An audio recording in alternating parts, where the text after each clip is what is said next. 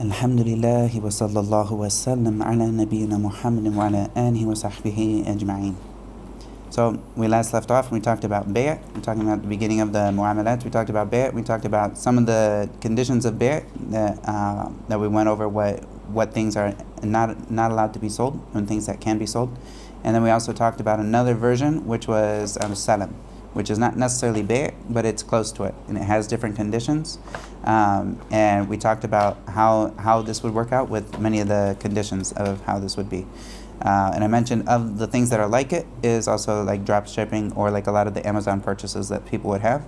As long as it has the detailed description and it's not something that is an individual object, which we would say bay' al-ayn, which is like an individual object, but rather it's something that is a object that is given a certain description, and whatever comes to them, whether it's from this person or this person, doesn't matter. As long as it fits the description, it's that. Then this is what would be there. So the next thing that he's going to talk about is another type of transaction, which is called ar-rahn. And the rahn is linguistically it means like thubut, or something that is established, firmly established. And what we would use it as like a translation, we would say collateral. So when someone wants to get a loan from somebody, this guy doesn't trust him all the way, and he wants to make sure this guy takes back his actually gets his loan. He gets his money back from this person. So he says, and give me something important. So maybe he gives him a fancy watch. Maybe he gives him some like a computer or something that is important to this person. Make sure that this person pays his debt. And when he pays his debt, then he gives it back to him because this is his property. But he's just holding it to make sure that he pays his debt. If he doesn't pay it back, then he can take this to a qadi and then have this sold to pay off the debt for him. And then he takes the money from that would pay off the debt, and whatever's left over, if it's more expensive, he'd give that back to the person. So this is kind of this is called rahn, and we would say it like as collateral, which the purpose of it, of course. The purpose is to make sure that people pay back what is owed. So, and this can happen whether it's like an actual loan or whether it's another type of transaction, such as somebody buys something and they're going to pay that thing that they bought in installments.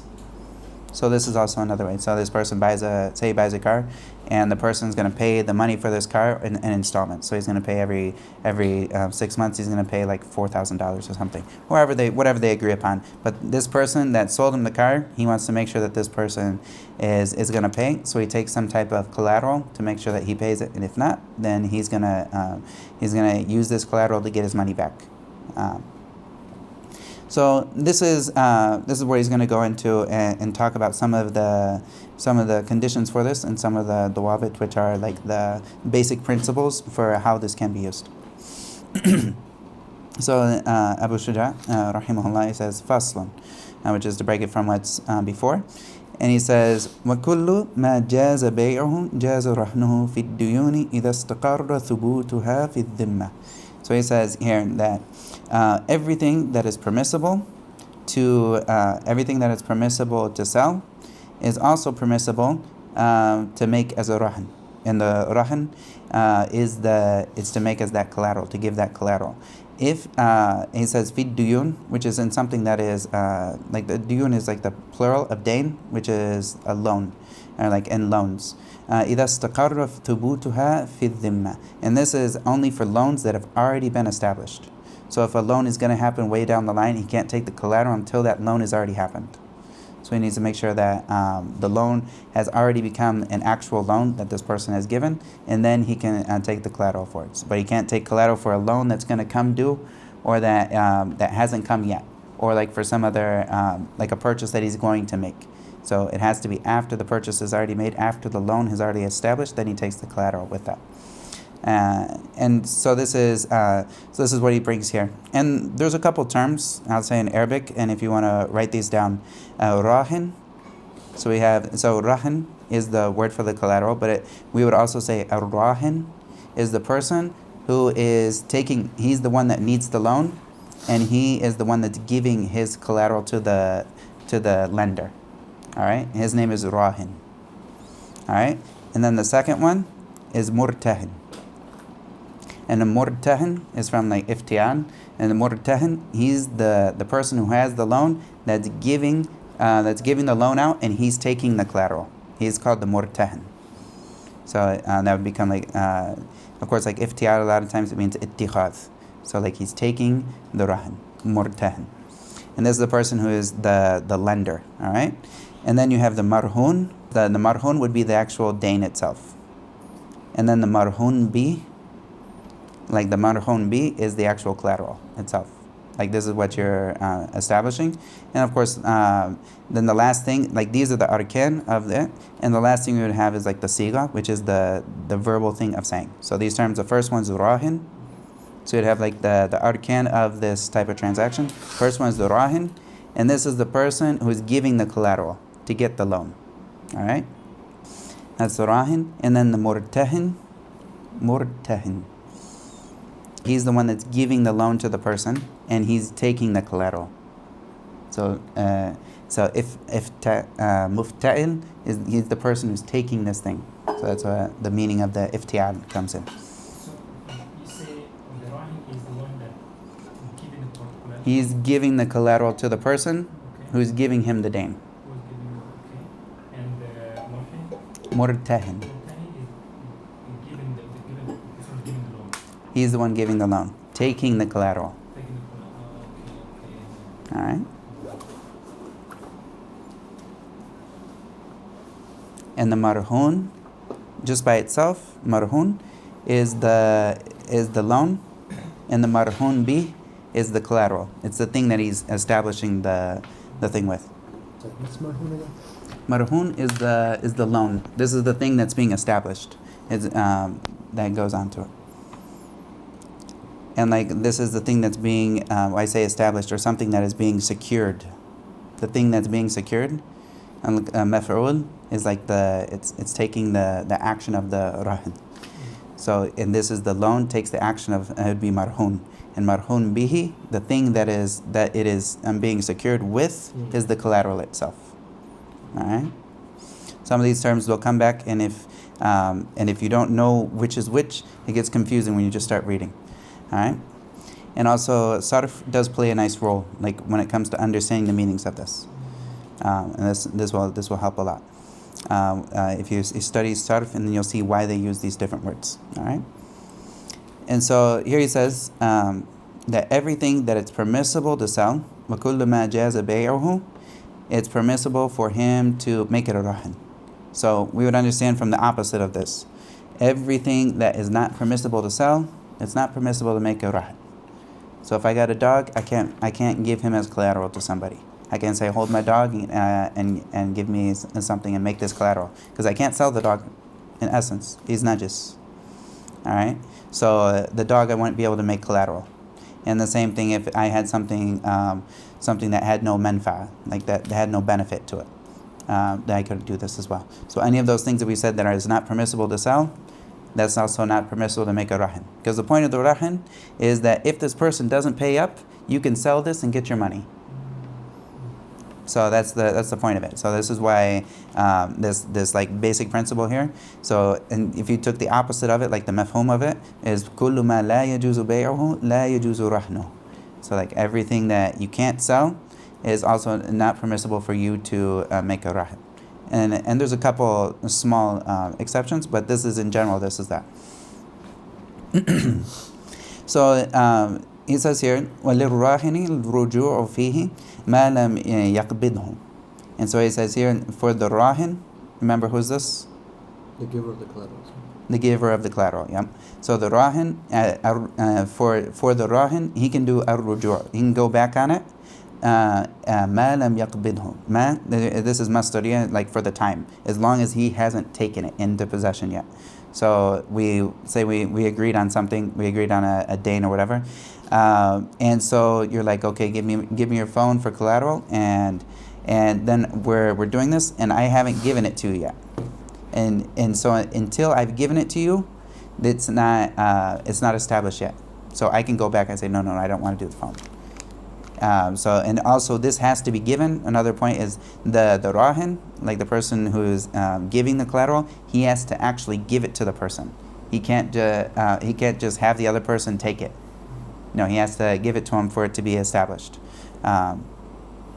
So this is important. So this is he can go back as long as the other person didn't take it. As long as the murtahin, which is the person with that's giving the loan, as long as he didn't take it into possession yet or take it, then he can go back on this issue. But once it's taken, then he can't go back. All right, and it's established. And then he says here, وَلَا يَضْمَنُ الْمُرْتَهِنُ إِلَّا بِالتَّعَدِّي. This is the next issue he brings up here. So what if something happens to the collateral? Like, is he responsible, held liable? And this is what it means, yadman. This is from daman, which is he's held liable to pay for any damages caused. All right, and so the murtahin, which is the person who's taken the collateral into possession, he is not held liable for this for any damages to this, except he says illa bitta'addi, unless he was doing something incorrect. Like say someone gave me their their motorcycle for collateral. Okay, so I had the motorcycle. I just left it on the street. I didn't put a lock on or anything. This is ta'addi. Like this is because I'm not taking care of it. It should be taken care of in a place that's something like it would normally be stored and held safe. So if I just left it on the street, then it's taken. No, I'm held liable. But if I had put it into a garage, I paid for the garage and whatnot, and it was in a safe place, and then someone stole it. In this case, I wouldn't be held liable because I did what was upon me to do normally. And the same thing if someone had something valuable, say they had like a fancy bracelet or something with diamonds and whatnot, and they put it in their safe and they closed it, and one day someone came in and broke into their safe and took everything. This person's not going to be held liable because he had it in a safe that something like this would normally be in. But as opposed to if he had it sitting out, he just had it sitting on the table in his house, and someone broke in and took it. Okay, he would be held liable in this case. So, or if someone does something stupid, say someone has a car, and they go drive the car around for joyrides and whatnot. And this is someone else's collateral. They can't do this. And this also, any damages of this, they would have to pay for that. But in the other reason why there's no, why he's not held liable in essence is because the person who's giving the rahin, when he's giving this collateral to the person, it is understood by him giving it to him that he's going to take care of it. So this is the you would say yadul imana. So this is like he has this person that's taking it. He is first off, by the person giving it to him, this is a sign that he trusts this person. So if he trusts this person, then this person is not going to be held liable unless he does something stupid, And so this is one of the other reasons. So if anything goes wrong, then he wouldn't be held liable unless it was from his mistakes in taking care of it properly. So this is the qaida that he brings here, and if something happens to that collateral. Then he also says here, وَإِذَا قَبْضَ بَعْدَ الْحَقِّ لَمْ يَخْرُجْ شَيْءٌ مِنَ الرَّهْنِ حَتَّى يَقْبِضَ جَمِيعَهُ. So he says, and if he has given some of, so this person paid back, إِذَا قَبْضَ بَعْدَ الْحَقِّ. This is if the person صاحب الدين, if the person who has who gave out the money, if he is given some of the payment back, let's say here, so he's taken some of the payment for the loan that he gave out. Okay, if he took back some of it, then he is not obliged to give back anything from the collateral until he gets all of the payment back. So if this person say he owed him $1,000, all right, and so this guy for the collateral he took maybe he took a couple really fancy phones from him. So this guy pays back $800. He's like, oh, can I have one phone back? No, until he pays back all of the dain, he doesn't get anything back from that. This is the right to make sure he pays back every single last bit of it. And so that's that's one of the important things, that even if it is something that could be like portioned out on both sides, no, it's not. I gave you some, so you give me back. No, until he gives back everything from his loan, then that's when he gets his collateral. Only then does he get his collateral back. Or at least that's his right for the person who has that. Of course, if he wants to give up on his right and say, "Oh, I'll be nice to this person," that's him. That's tabarru. That's him just being nice. And so until he gets all of it. And so this is some of the basic things he brought here in the collateral. And of course, there's more to some of the things in details and whatnot that will be discussed in major, like in bigger books. But in general, we have the basic principle of how this is used, inshallah. Are there any questions around it before we move on to the next chapter? All right, so the next chapter that he's going to go into is called the Hajr. And Hajr is basically, linguistically, it means al-mana', which is like preventing. And what we would say in English, we probably say freezing someone's assets or preventing them from any financial transactions. All right, and so he's going to talk about some of the different people here that have this hajr, and the meaning of it is basically stopping anyone from doing any financial transactions. And there's different reasons for this. One of the reasons is for the benefit of the person himself. And we'll talk about the benefit of the person himself that's being prevented from doing transactions, such as this person is Safi or Majnoon or Sabi. Like these people, and also Mubathan Limalihi. So like these people that are going to, the first one that will be mentioned, they are prevented from transactions because they ultimately would harm themselves if they were given the freedom to do whatever transactions they wanted to. They wouldn't know how to use their money properly, and so their money would just get squandered. And so then the other type of prevention is for other people to get their rights from this person. That's why this person's assets would be freezed, because of the rights of others, if this person was left to do whatever he wishes with his money. So we're going to talk about these 6 people that he mentions here. He says, Fasul, وَالْحَجْرُ عَلَى سِتَّةٍ. And so it sounds, there's 6 people that have hajr, which are prevented from this spending. And he says, السبي والمجنون والسفيه المبذر لماله والمفلس. And so these are the first ones that he brings up here. We'll stop here with the sabi. This is the person who is a kid. He hasn't reached bulugh yet, and so if he hasn't reached bulugh yet, then he shouldn't have any transactions that he's doing. And in essence, this would go across the board. Like even like buying bread from the store. Like we would say, no, he can't do this because he's not trusted with financial transactions. A lot of the Shafi'is, they have given a fatwa for people like small things where it's okay. For small purchases, like if you send your kid to the store to get some juice or something, like that's not a big problem. But if it's anything major, no. And this person has to be baligh to make the transaction, or else he can't make any transactions with this. This also comes from the ayat where Allah says, وَلَا تُؤْتُوا السُّفَهَاءَ أَمْوَالَكُمْ. And so don't give the sufaha. And here this is the sufaha. It has a couple different meanings that people have taken from it, and of them is like the sabi, and also the majnoon, the person who's crazy, like the safi, and also the person who can't take care of his money properly. And so don't give them their money that Allah has given you until they've shown signs of rushd, which is like coming of where they've come into their right mind and they can handle money properly. Of course, each one of these has a way of coming into that. So he says here. So the first one's sabi. So we don't give them we don't give them any money per se to do transactions, any major transactions, which is like what we would normally act upon. So anything that's little, this is no problem. It's forgiven, inshallah.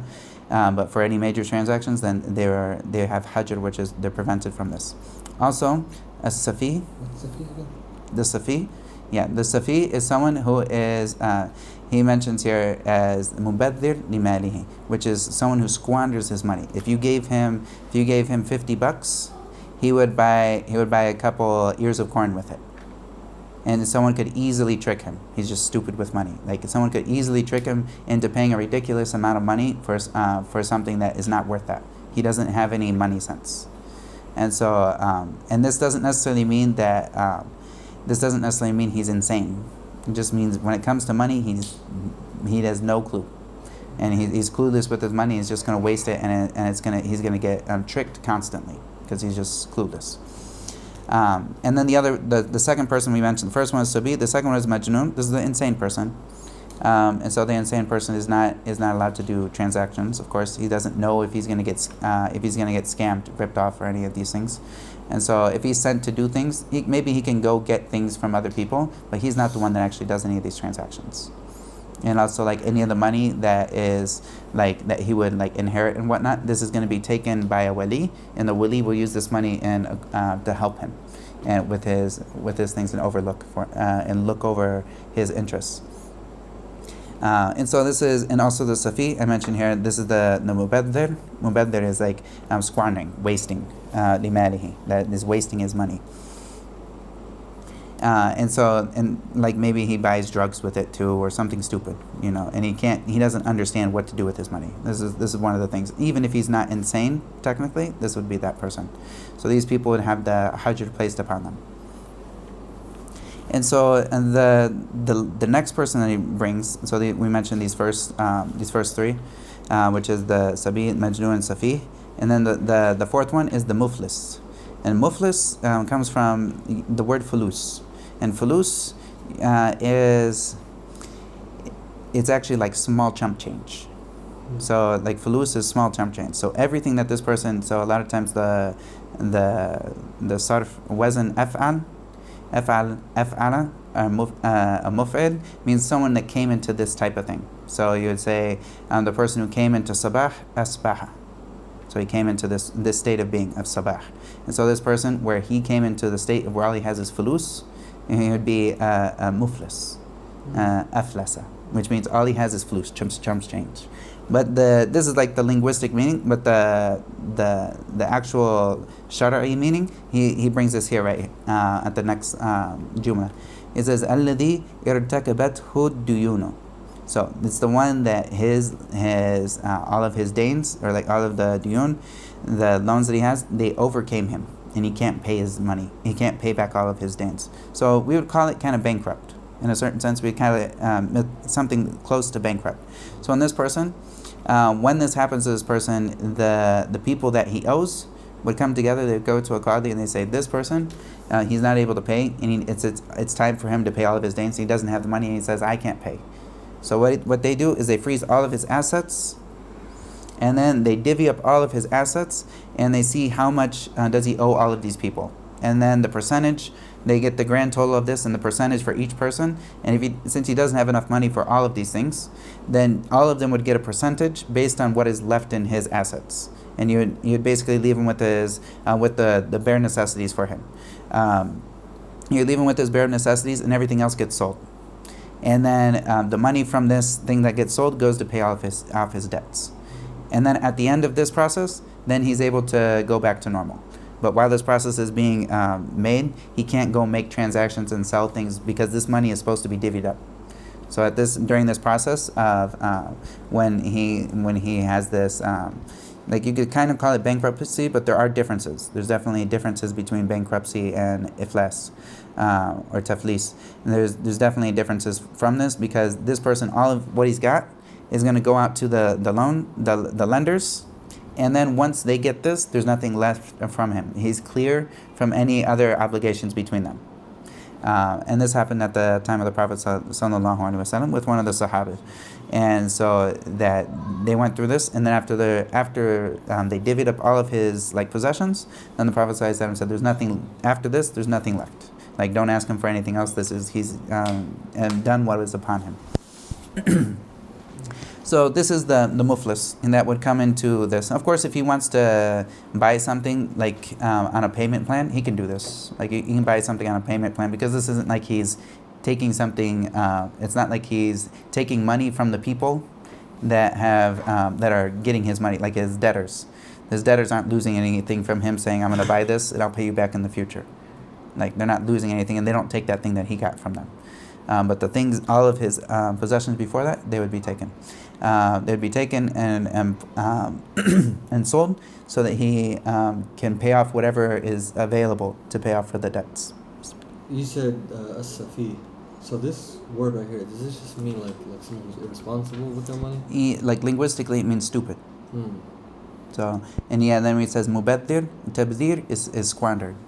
Right. So he's irresponsible with his money. But this is also, it means that he's irresponsible with his money, not that he will occasionally buy cigarettes and blah, blah, blah, blah, blah. No, but it means he doesn't have any money sense. He has no money sense. So if somebody had this glass of water and said, "Here, I'm going to sell it to you for $10. He's like, $10. Okay. Like something stupid like this. Like just he has no money sense whatsoever. And there are people that are like this, and this is for their protection, that they have this hajr upon them, that this person has no money sense. But of course, there's people that make bad irresponsible decisions, but this irresponsible decision doesn't necessarily make them from that category. This is like this person is absolutely like has no sense of like the worth of things, and so he gets constantly ripped off.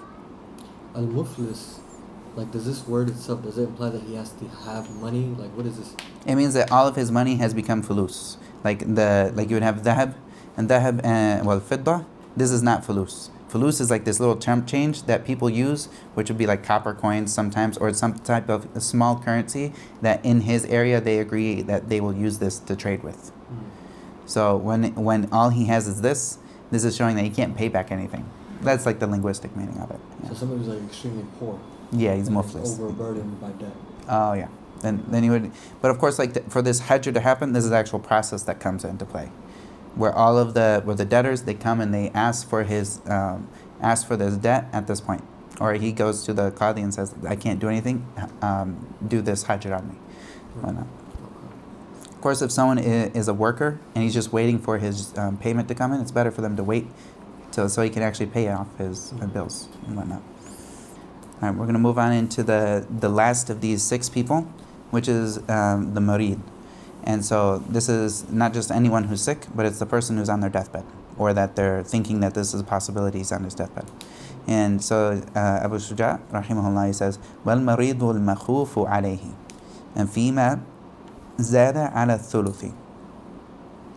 And so, or this would be like the 4th here, if we count the other 2 as together. So this would, al-marid here is the person who is sick in al-makhufu alayhi, which is that it's feared for him. Like makhuf alayhi means it's feared for him that he's going to die. Like meaning that this person is probably going to die. So if we have someone who's say he's getting cancer treatment, he has cancer and now he's going through chemo, for instance. So this person is also his hajr upon him. So he cannot, he says here, فِيمَا زَادَ عَلَى الثُّلُثِ. So anything over 1/3 of his thuluth is a third. Anything over 1/3 of his money, he cannot spend. He only has 1/3 of his money that he's allowed to use. Because he's probably about to die. And since he's probably about to die, if he's spending anything, he's taking the money from his waritha, like from all the people that are going to get his inheritance. He's taking their money away from them.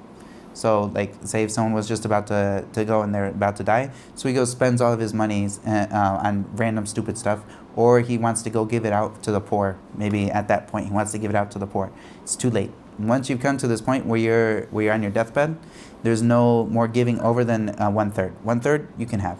Anything more than this, no.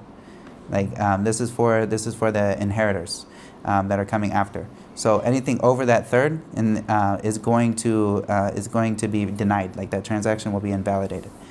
So if he tries to do something of this sort, and there was a person at the time of the Prophet ﷺ, one of the Sahaba, before he died, he had a couple slaves, or I think he had three or 6 slaves.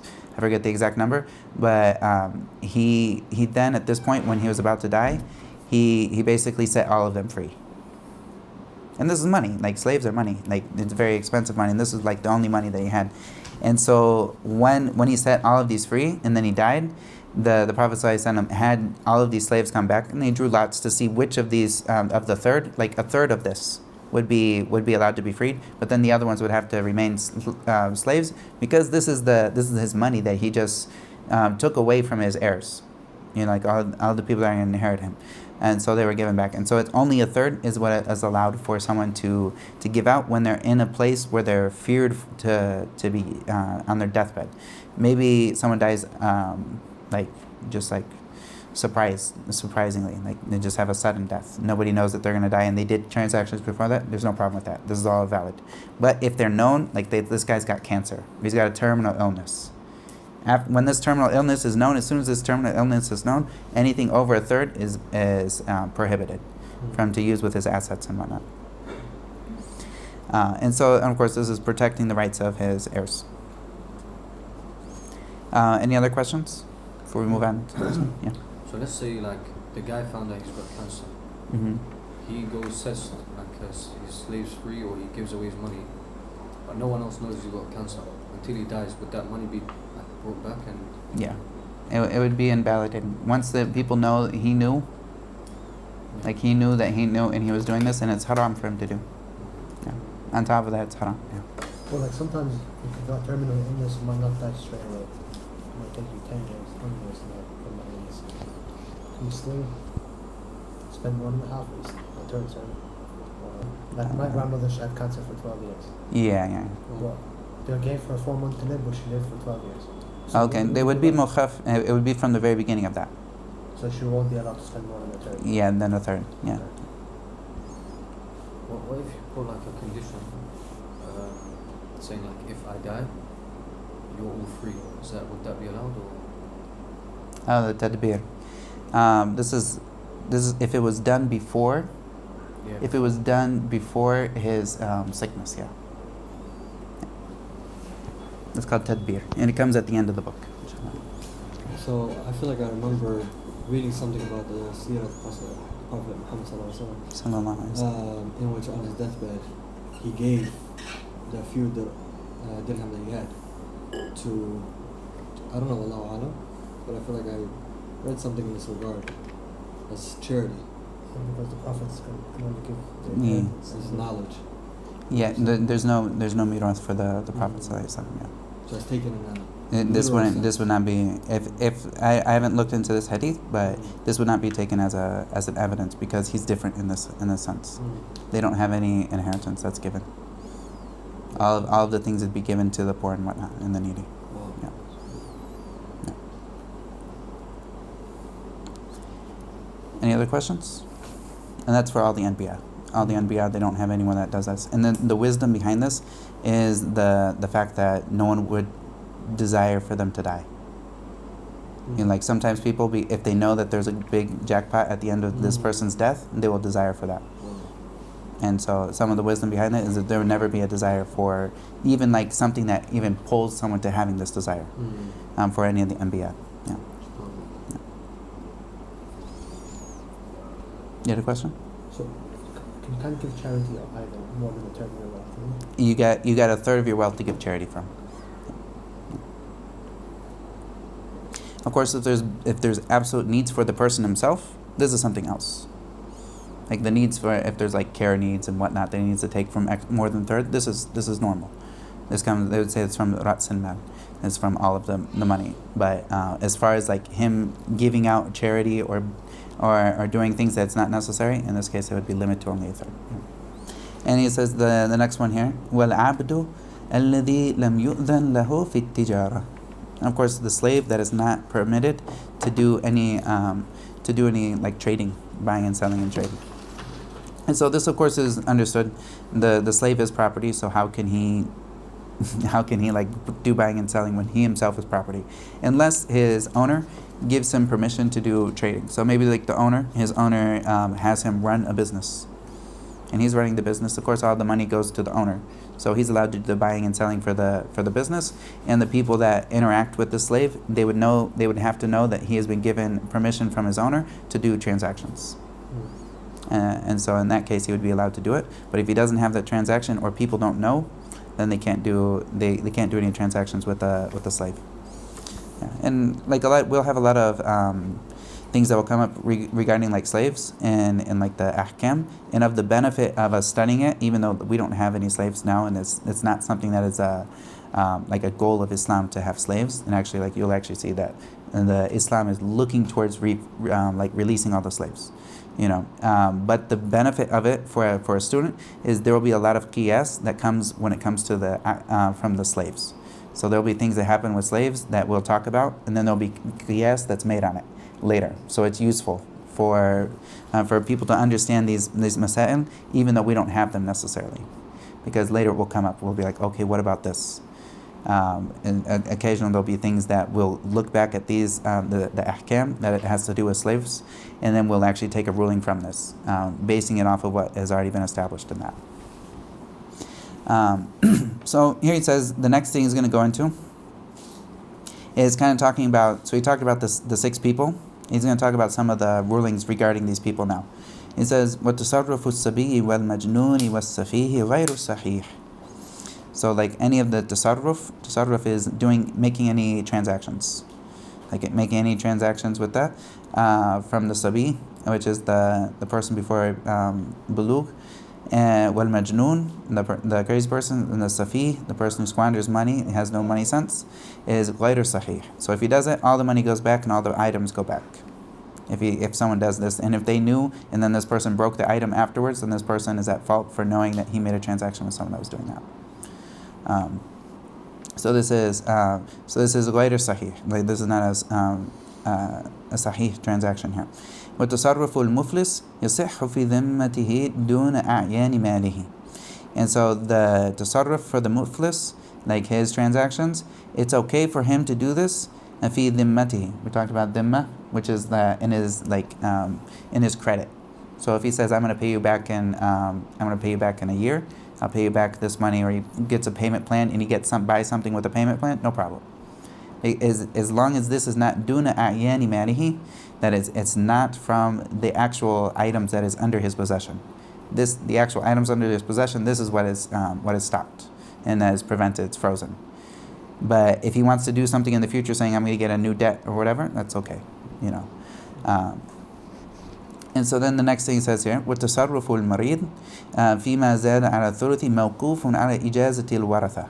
So he says, in the transactions of the marid, of the person who's on his deathbed or that's sick, with the sickness that leads to someone's death normally, in this case, he anything that's over the thuluth, anything that's over the third, mawquf ala ijazati al-waratha. So occasionally someone, maybe they want to give a bunch of charity out. And so he said, I want to give half of my wealth to charity. So that extra, like that would be the sudus. That is the extra from the thuluth. That sudus, if he wanted to give it out, then in this case, this six, that's the remainder, this would be stopped. And if his heirs say, yes, we agree, it's allowed for him to do that, then it can go through. But if they say no, or any one of them says no, then in this case, when their right would be preserved, they get what they want from that. But some people, of course, like if there's someone that's very rich, they will actually give a lot of their money, and then their heirs will allow them to give more from what they have actually gotten. And this is permissible for them to do. But of course, if the person knows that his heirs are fine with this, it's okay in that way.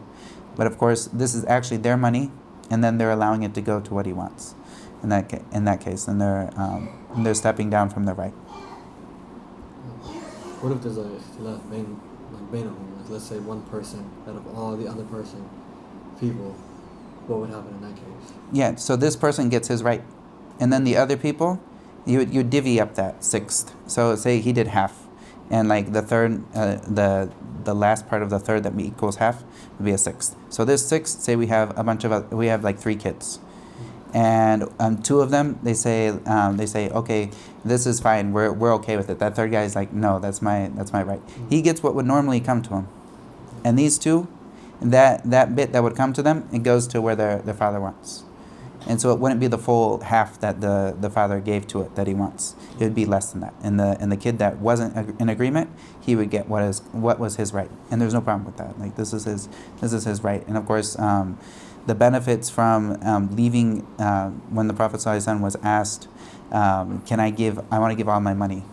I have a daughter, and one of the Sahaba, he asked, I have a daughter, and I want to can I give all my money to give it all away? The Prophet ﷺ, he said no. He said, what about half? He said no. He said, what about thuluth, like a third? He said, with thuluth kathir. And so like that this is something that's a lot. And he said it, and the Prophet ﷺ said, it's better for you to leave your heirs aghniyat, like to leave them like rich, than to leave them yatakaffafun an-nas, like to get the money of, like to beg for people's money. So like to leave them rich, this is a good thing. Because all of a sudden, these people are no longer dependent on other people and asking them for their money. These people are rich and they have it set. This is a much better situation than you giving out all your money and then leaving your own household fuqara. And so, of course, like the household is the most, like they're the most deserving of charity. other than anyone else. So yeah, so we talked about here the muflis, and this is the anything that's over the thuluth, anything over the third is mawquf, which means it's held in limbo until they give their permission, and they can either take it or they can they can go down on their right if they wish, each one individually. And then he says, موقوف على إجازة الورثة من بعده, after the person has passed away. وتصرف العبد يكون في ذمته يتبع به بعد عتقه. So he says, and the transactions of the abd, of a slave, they are in his in his dhimma, like in his credit. So it would be something that follows him after he is freed. So occasionally there's some rare circumstances where an abd could make a transaction or something that happens where there would be something that's upon him, and then in this case, if he was freed, then you would have to pay it, and it would follow him after his freedom. And so like him being free wouldn't get rid of that thing that he needs to pay, but this would be something that follows him afterwards. These are some rare instances that would be that. But in general, the abd doesn't own anything. The next chapter, he's going to talk about a sulh. And a sulh is making things right, or like it normally would be like, or stopping. And it says here, "Qatul al-munazara," so like stopping the problems. Like if you have a bunch of people that are fighting over something, the sulh is a way to stop this. And so it's like coming up with a solution for someone, for like the problems when people are fighting over their rights. And Allah says, "Wasulhu khair." And he's talking about like the rights of the zawj, or like the spouses, if they want to come to a sulh, if they want to come to different in regards to the rights, then having a sulh, which is coming to some type of agreement that like we all agree that this is what we're going to come down to, then this is great and this is better. And of course, coming to this is like, of course, of the best things that we can do. And there's different types of a sulh, which is like cutting off of the fighting and whatnot. And of them, there's a sulh that comes between the Muslims and the kuffar, and these would come in bab al-hudna, which is like a temporary peace treaty. It's like a temporary peace treaty. It can't be like to forever, but there's like a temporary peace treaty where you say we're gonna have a ceasefire for this long, for this period of time. Maybe like we have 3 days ceasefire. This is called a hudna, which is also a type of sulh, and also a jizya is another type of sulh. So we're allowing these people to stay in the land, and take like the benefits of being within the Muslim community, and also the protection of the Muslims, that even though they're not Muslim. So this would be the jizya. This is another type of sulh, and also aman, al-aman, which is another type of this transaction where someone says, and this person is under my protection. Muslim says this kafir or whatever is under my protection, and no one can touch this person. So these are a type of sulh, and there's also a sulh that can happen between like an imam and the bugha, or the people that go against him. And there's also a sulh that can happen between zawjain, like between like spouses. So if one of them feels like their rights is not being taken care of, or someone feels like if I ask for my right, he's probably gonna like divorce me. So she comes down on her rights so that she can stay married with him. Then this is another type of sulh, and this maybe not with money and whatnot, but it's in regards to their rights, making sure everyone's rights are taken care of.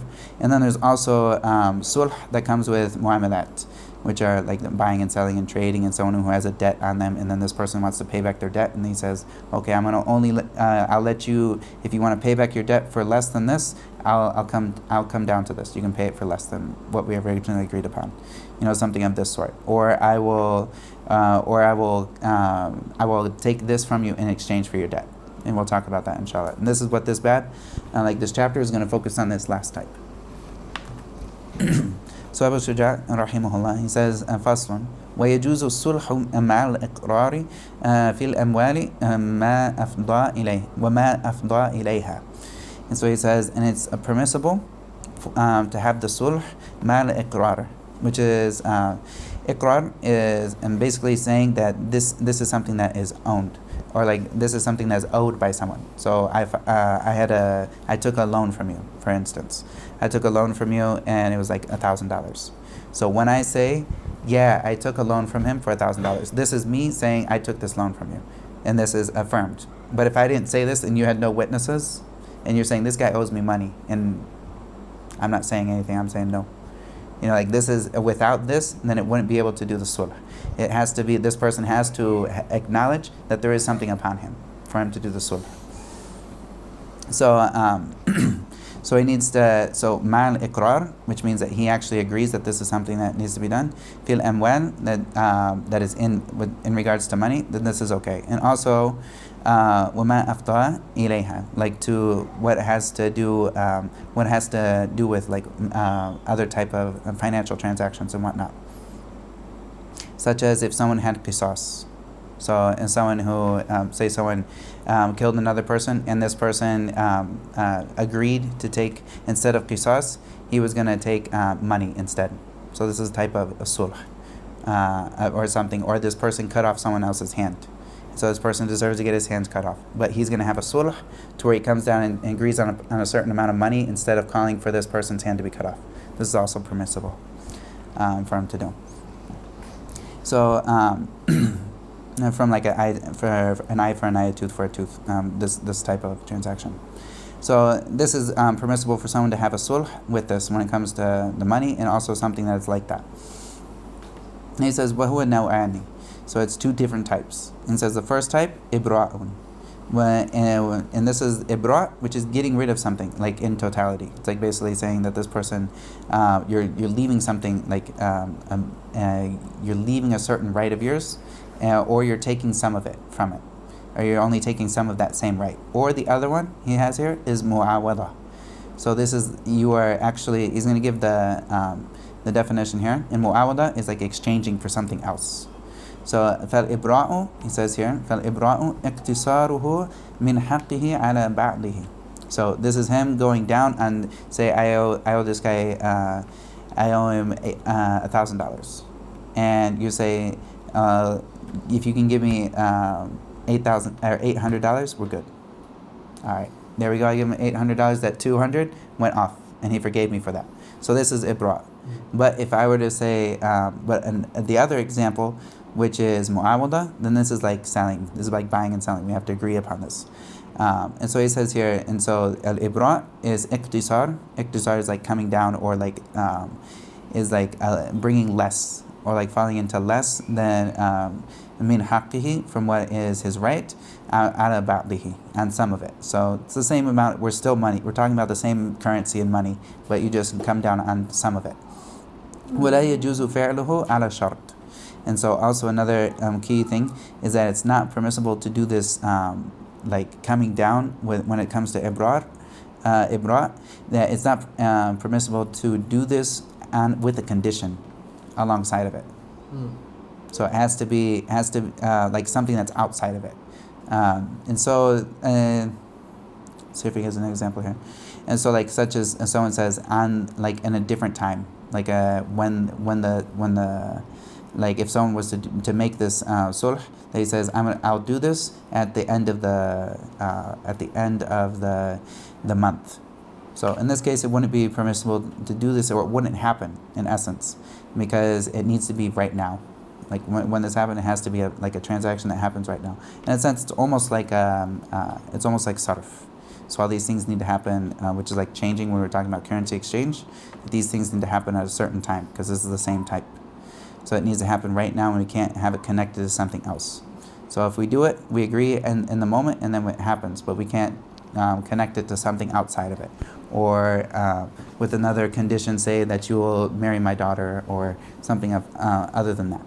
So this has to be connected, or it can't be connected with any other condition. Like it can't be conditional on something else. So the next one that he talks about, the other type, is mu'awada, which is like it's an exchange for something else. And so he says mu'awada, uduluhu an haqqihi. What is this? Uduluhu an haqqihi ila ghayrihi wa yajri alayhi hukmul bay'. So he says this is him going udul, which is like going away from his right to something else. So his right, say I had $10 that I borrowed from you, and instead of the $10, you want my $10. I say I'm gonna wash your car for you. All right, this is something else. This is not the $10. This is something else. And if you agree to this, then this would be a sulh, and we can go to something else. And how do we pay this? And I could pay it with a service in this case. And this would be mu'awada. Like this is a different type of exchange. And he says, وَيَجْرِي عَلَيْهِ حُكْمُ الْبَيْعِ. So all the things that have to do with buying and selling, and this would be the same thing as buying and selling for this person that owes someone's money. So say I owe this person $1,000, and so I'm going to give him my iPhone in exchange for this. If he agrees and the iPhone is as what it was said, it would just take the same rulings as buying and selling. That the person had to see it. If it's an actual iPhone, the person has to see it, and he has all the rights of, like, if there's a default with it that he didn't tell me about it, then he can bring it back and take it back. All of these different issues then. And so he says here, وَيَجُوزُ لِلْإِنسَانِ أَن يُشْرِعَ رَوْشَنًا فِي طَرِيقٍ نَافِذٍ بِحَيْثُ لَا يَتَضَرَّرُ الْمَارُّ بِهِ. So the next area that he goes into is connected to sulh, and in kind of a vague way, but we'll talk about it inshallah. This is actually more about like social. This is more like social or community rights. So the rights of the community is that, like, if we had a road that was an open road, that we shouldn't build anything on. Like, say we have this road that's right in front of us here. So if I were to build a balcony that goes over the road, and I'm on the first floor, and this is going to actually stop a truck that normally comes by. The truck is going to hit the top of the balcony, so it's going to stop people from coming through. Or like back in the day, if someone was sitting on top of a camel that goes through this road, and I put out an overhang, and that overhang is going to knock the person off the camel, or it's going to knock the goods off of the camel. In this case, this is their rights not to have this. This is like community rights for nothing to be in this way. So he says, وَيَجُوزُ الْإِنسَانِ أَنْ يُشْرِعَ, which is like start or put up, رَوْشَنًا, which is like an overhang, something that's like an awning or overhang that hangs out over the street. And he says, فِي طَرِيقٍ نَافِذٍ, which is a street that is nafid, which means that someone can go through. It's like an open street. Both sides of it go somewhere else that are open. Someone passes through, as opposed to a dead end. So you have nafid, which is like open, where both sides they can go to other place and it's open, as opposed to a dead end street, which he'll talk about this in the next part. And so in this case, he can do this as long as بِحَيْثُ لَا يَتَضَرَّرُ الْمَارُّ بِهِ. So if he wants to do this, as long as there's not going to be anyone who's going to be harmed by this, then it's okay for him to do this, like to put it over the street. And of course, like the street is a communal right, like for it to be open and whatnot. This is a public space where the public's rights need to be respected. And of course, like in the books of fiqh, occasionally they will go into areas where you would leave this to like the government to do. But they have looked into this area, and at the end of sulh, they'll talk about these, and we'll talk about kind of the reason why. Because these are communal rights, so if somebody wants to come down on their right, we'll talk about this afterwards, then they can get a payment for this. Like they can ask for a payment to come down on the right and get a payment, monetary payment for that. So he says here, so what if this was a closed place? So he says, وَلَا يَجُوزُ فِي الدَّرْبِ الْمُشْتَرَكِ إِلَّا بِإِذْنِ الشُّرَكَاءِ. And so he says that it's not permissible to do this, like to put one of these up when it's a darbul mushtarak. You have a pen, right? Yeah. So I'm gonna have to use the board for this one. So if we have a dead end road, the dead end road has every single person on the road. When they go farther into the road, they're going to have more use of that road than the people that are on the edge of the road that go out to the large street. All right? So everyone that goes further down, they're going to use all of the road, and they're going to use more of it than the people that are at the beginning. So we have one of these roads, and this goes out to the main roads. All right? So we have different houses that are here on different people's properties. Maybe these people own certain things, all right? So each one of these people's properties and whatnot, they have a right. This person has a right up to here and up to his property. So that's his, all of this space is specific for him. The person that goes in deeper, the person that's down here, he has the right all the way this is all of his right from the very beginning to the end. So if this guy wants to if this guy here, he wants to build an awning that goes out over the street here. If he wants to build out an awning, every single person is going to have to deal with what he did. That goes in deeper. So he can't do this. He can't build an awning over this. That's going to mess with them. He can't build that. He can't build this awning here unless he has all of the other people's permission. That's going to be affected by this. All right. And so he'll talk about this is building an awning here. And so also, like building an awning is the fact that everyone is going to travel in that way. So let's see here. So if we have people, everyone that needs to go to their house, they all have gates. So we have a gate here. This person has a gate. This person has a gate. And this person, say this is their long, they have a long thing. They have a gate here. All right. And this is where he comes and goes into his property. And normally, he's only going to come. He's going to come into the street and go straight into his property. He's not going to bother anyone else with what they're doing here, like him coming in and going. He's not going to bother anyone except for these people here, and this is agreed upon. All right. So if he wants to put this gate here, he wants to move it in deeper. He's going to be going into other people's territory. Maybe the cul-de-sac isn't the best area. But say if there was a person here, let's say that there's people that own this area as well. So he's going to be going in, if he wants to move his door over here, he's going to be going into other area that is deeper in. And this is for the rights of the other people deeper. So he can't move his, just like he can't build something without their permission that's going to affect them in this area, everyone that's going to run through this, he also can't move this without getting the permission of his neighbors. All right? Because this is, now he's going to be moving into an area where normally his neighbors wouldn't be there. And so if he wants to move over here, then he asks his permission of anyone that's going to be affected, like the people that are deeper in that's going to be affected by him moving. And then if they agreed upon it, then he can do it. And if they agreed upon it with the price, then they would do it with the price. And that's why it comes up in sulh. And because this is something that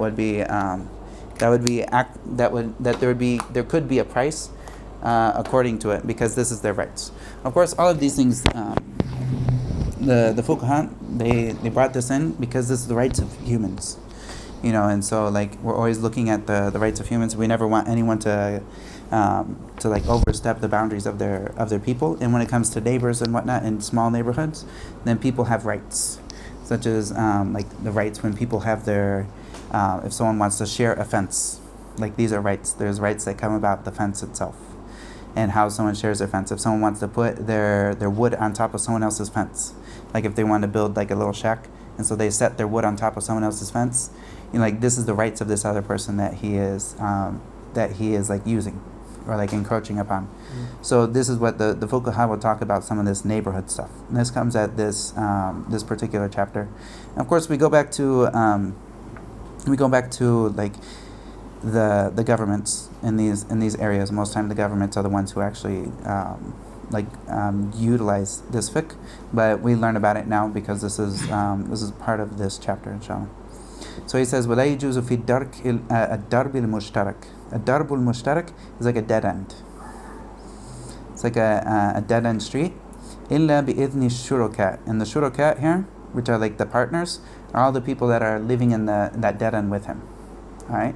So he can't put on an awning unless all of the shurakat that are going to be walking through that place also are fine with it. What is an awning, by the way? An awning, like an overhang. Oh, okay. Overhang or a balcony that stretches out over the street. Oh. So he needs to make sure that he gets other people's permission for this, because this is a public, like this is semi-public. It's not public. It's semi-public because it's only people that are going to come into the street are people that are that live there, or are invited there by people that live there. So he can't put something out without their permission. And if he gets the permission with money, this is okay. This is where the sulh comes in, which is like this chapter. That's how it links up to the chapter. And then he says, وَيَجُوزُ تَقْدِيمُ الْبَابِ فِي الدَّرْبِ الْمُشْتَرَكِ. So it's okay for him to move his bab, like the door or the gate that he had to his place. It's okay for him to move it closer to the open end of the dead end. So if he wanted to move his door, say we got someone here. I'm I'm going to take out one of the guys here. I'm going to take out this just for the argument's sake. So we have this guy here, and he has this door, or he has this gate to his property is here. All right. If he wants to move this gate over here, no problem. He doesn't need to get anybody's permission. It's easier for everybody else. Instead of, and if he wants to close this one down, he can close it down, and he moves it here, no problem. Nobody's going to ask him, why you're not coming to the rest of our area. No, because this is easier for everyone. He's making his trips shorter, and he's not going to be going in anyone else's in their domain. So he doesn't need any permission for them. But if he were to do the opposite, as I mentioned before, if he were to move it deeper in, he needs to get everyone's permission that would be affected by him moving it deeper in. All right? And so that's what he says here. Does this apply to an open street? No, not to an open street, because the open street, everyone's walking through it. As long as nobody's harmed in general, then the general people aren't harmed, then he doesn't have to ask permission for these things. Because everyone's going every direction. It's an open street. It's only with a closed-end street because it's a closed community. And there's a bit of privacy that's being encroached and whatnot.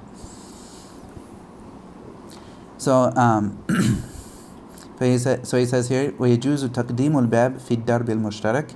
So taqdeem is like putting it closer to the end, or like closer to the opening, in a dead-end street. A darb al-mushtarak, which is like a dead-end street.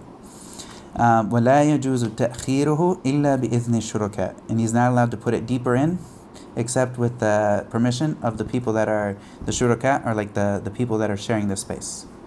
All right. And also, kind of in these things, like there's rights that we wouldn't necessarily say in that the street itself is owned by everybody, the public. Like everyone that's in this community has a right to this, but it's different for each person depending on where they are at the street. Like this person at the end, he has the whole street. The person that's at the beginning, he has just up until his door. Like his rights are just up to his door, as opposed to people that are deeper in. That would mean, like, let's say the end of his house, he can't even go up to the road to check up on. Oh, he can go up to the road and to check on things, yeah. But if he's moving like his door, which is him normally moving in and out, like this is where he's actually going to be using that space. More than that. In this case, he's encroaching on other people's. Like if he were to change the place where he comes in and out to where he's going to be walking in front of other people's houses, or maybe he does business, so he's going to be traveling with other stuff that's going to be making noise or whatever it is. So it's different if he's going to be traveling like he's going to be walking in front of other people's houses when before he never walked in front of them. So. And these are things you go back to the community. This is the ijtihad of the fuqaha in these matters and whatnot. All right, and so this is inshallah. This is where we'll leave off inshallah for today, and this is at the end of the chapter of sulh. And of course, in like bigger books, they go into much more details of how someone opens up their fences, closes their fences, if they want to, different types of communities, how they're set up. And this is of the beauty of the fuqaha is they've thought of everything. They've done a lot of, when it comes to these scenarios, there's a lot of scenarios that they have thought about that, like most people would never even think about. But always looking into the understanding of the shariah in a totality and making sure everyone gets their rights properly. والله تعالى أعلم وصلى الله وسلم على نبينا محمد وعلى آله وصحبه أجمعين. فلذلك فادع واستقم كما أمرت ولا تتبع أهواءهم وقل آمنت بما أنزل الله من كتاب وأمرت لأعدل بينكم الله ربنا وربكم لنا